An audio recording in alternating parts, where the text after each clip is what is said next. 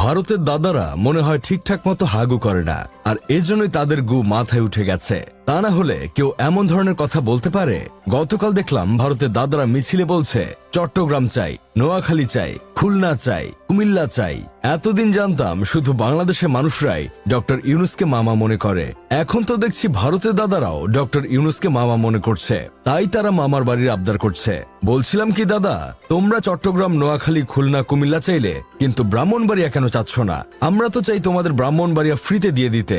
ব্রাহ্মণবাড়িয়া তোমরা যদি নিয়ে যাও তাহলে কিন্তু তোমাদের অনেক লাভ হবে।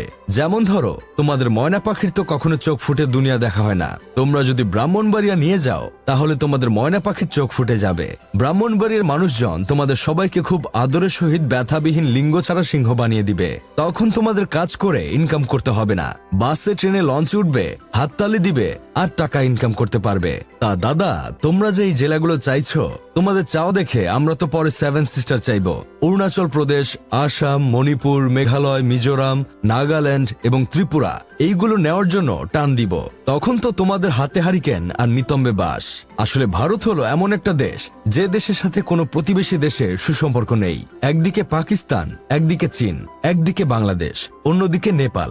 এদের কারোর সাথেই ভারতের ভালো সম্পর্ক নেই। ভালো সম্পর্ক নেই শ্রীলঙ্কা, মালদ্বীপ, ভুটানের সাথেও। সীমান্তে ওরা কুত্তা মার খায়, তারপর সেই মারধরের প্রতিশোধ নিতে বলিউডে মিথ্যা আর বানোয়াট সিনেমা বানায়। আর দাদারা সেই সিনেমা দেখে নিজেদেরকে বীর সৈনিক মনে করে। কিছু হলেই ভারতের দাদারা বলে আমরা চাল দেই, পেঁয়াজ দেই, আলু দেই। আমরা যদি এগুলো পাঠানো বন্ধ করে দেই তাহলে বাংলাদেশ 2 দিনে কাঙ্গাল দেশ হয়ে যাবে।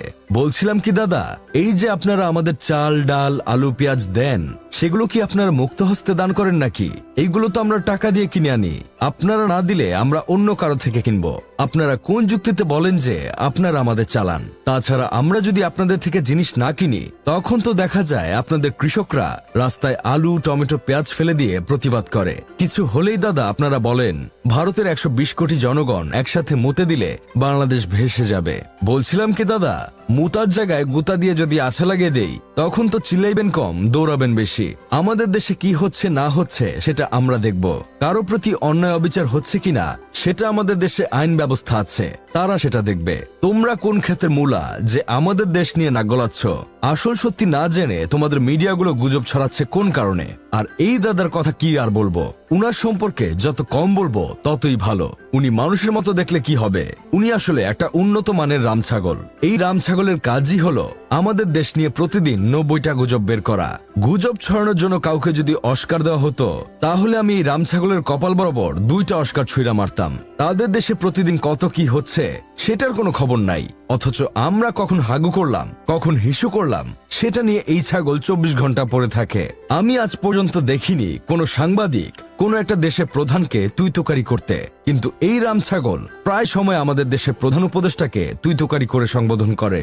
যার ভিতরে ন্যূনতম ভদ্রতা নেই কোনো পারিবারিক শিক্ষা, সে হয়ে গেছে সাংবাদিক। মাওলানা আব্দুল হামিদ খান ভাসানী একটা কথা বলেছিলেন, ভারত আমাদের শত্রু। এই কথাটা যে প্রজন্ম বুঝতে পারবে তারাই জাতির শ্রেষ্ঠ সন্তান। উনি এই কথাটা কেন বলেছিলেন সেটা আমরা এখন প্রতিনিয়ত বুঝতে পারছি। যাই হোক, শেষমেশ আমি গোলাম হোসেন একটা কাজের কথা কই। আমরা জানি আমাদের দেশের বর্তমান পরিস্থিতি খারাপ, তাই বলে এতটাও খারাপ না যে অন্য একটা দেশ আমাদের দেশটাকে দখল করতে চাইবে আর আমরা মুখে আঙ্গুল দিয়ে চুষতে থাকবো।